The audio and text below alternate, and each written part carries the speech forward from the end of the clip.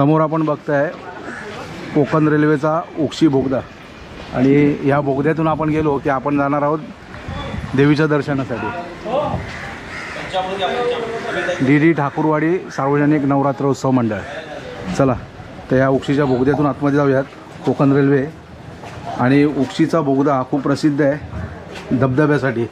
अगदी बघा इथे समोर आल्याच्या नंतर ना आपल्याला कोकण रेल्वे रत्नागिरीला आपला रत्नागिरी स्टेशन इथे आपल्याला पाहायला मिळतं आहे। खूप सुंदर आणि जसं आपण आतमध्ये येतो की नाही तसा आतमध्ये आल्यानंतर असं वाटतं की आता आपण कोकणात जातोय। सुंदर निसर्ग, कोकणातला बीच आणि इथे सुरुवातीलाच कोकणातलं श्री क्षेत्र मार्लेश्वर संगमेश्वर येथे असणारं प्रसिद्ध स्वयंभू श्री क्षेत्र मार्लेश्वर देवस्थान जे आपल्या संगमेश्वरमधल्याच आहे। आपण सुद्धा संगमेश्वरमधलेच आहोत। किती सुंदर असा देखावा केलेला आहे बघा।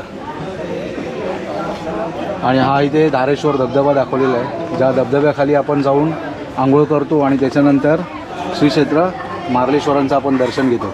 वा सुंदर। आणि हे बघा म्हणतात ना मार्लेश्वरमध्ये नागाचं दर्शन आपल्याला होतं ते दर्शनसुद्धा आपल्याला इथे झालेलं आहे। खूप सुंदर। मठामध्ये गेल्यानंतर जी स्वरूपानंदांची छान मूर्ती आहे ती आपल्याला इथे पाहायला मिळते।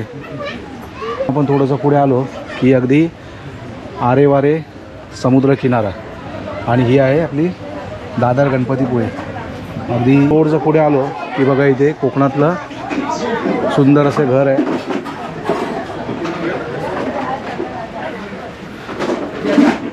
श्री दत्ता निवास लोटेखेड कोकणातील घर। ही पडवी दाखवलेली आहे।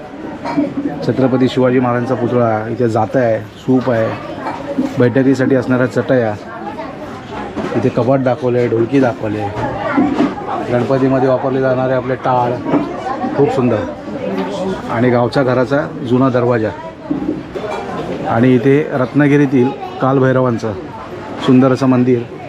याच बाजूला सत्वाची देवी आई भराडी कुणकेश्वर मंदिर, श्रीदेव वेतोबा आरवलीतील प्रसिद्ध श्रीदेव वेतोबा आणि आपण समोर बघताय श्री क्षेत्र गणपतीपुळे रत्नागिरी। आतमध्ये आल्यानंतर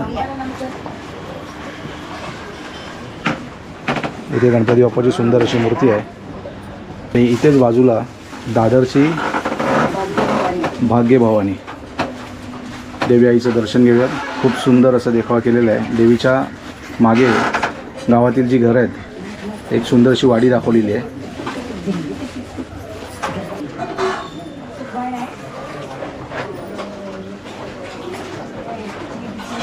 अंबे माते की जय।